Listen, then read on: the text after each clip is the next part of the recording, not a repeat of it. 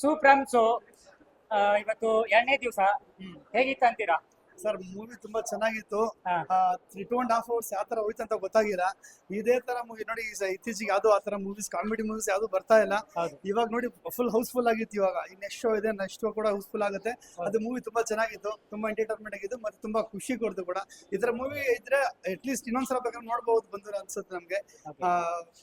ನೋಡ್ಬೋದು ಸರ್, ತುಂಬಾ ಚೆನ್ನಾಗಿದೆ. ಅಂದ್ರೆ ಇತ್ತೀಚಿನ ದಿನಗಳಲ್ಲಿ ಫುಲ್ ಮಾಸ್ ಮೂವಿ ಆಗಿ ಬರ್ತಾ ಇತ್ತು. ಹೌದು ಇದು ಒಂಥರ ಫುಲ್ ಎಂಟರ್ಟೈನ್ಮೆಂಟ್ ಕಾಮಿಡಿ ಮೂವಿ ಆಗಿದೆ. ಹೌದು ಎಷ್ಟು ಕೊಡ್ತೀರಾ ರೇಟಿಂಗ್? ಸರ್ ರೇಟಿಂಗು 10 ಅಲ್ಲಿ ಹೇಳ್ತೀರಾ?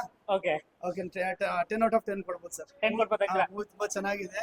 ಓಕೆ, ಅದೇ ಏನಂತ ಹೇಳಿದ್ರೆ ಮೇನ್ ಸಖತ್ ಬೋರ್ ಆಗಿರ್ತಾರಲ್ಲ, ಈಗ ಇತ್ತೀಚೆಗೆ ಯಾವ್ದು ಈ ತರ ಸಿನಿಮಾ ಎಲ್ಲ ಮಾಸ್ ಫೈಟ್ಸ್ ಈ ತರದೆಲ್ಲ ಇದೆ. ಹೌದು. ಈ ತರ ಕಾಮಿಡಿ ಸೀನ್ಸ್, ಈ ತರ ಕಾಮಿಡಿ ಇರೋದು ಎಲ್ಲ ಫ್ಯಾಮಿಲಿ ಎಲ್ಲ ಕುತ್ಕೊಂಡು ನೋಡೋಂತದ್ದು ಮೂವಿ ಯಾವ್ದು ಸದ್ಯಕ್ಕೆ ಯಾವ್ದು ಇದ್ದಿಲ್ಲ. ಅದು ತುಂಬಾ ಒಳ್ಳೆ ಮೂವಿ ಮಾಡಿದ್ದಾರೆ.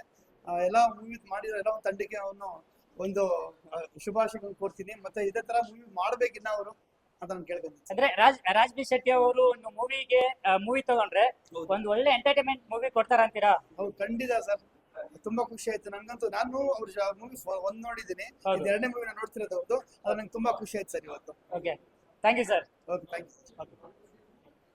ಯು.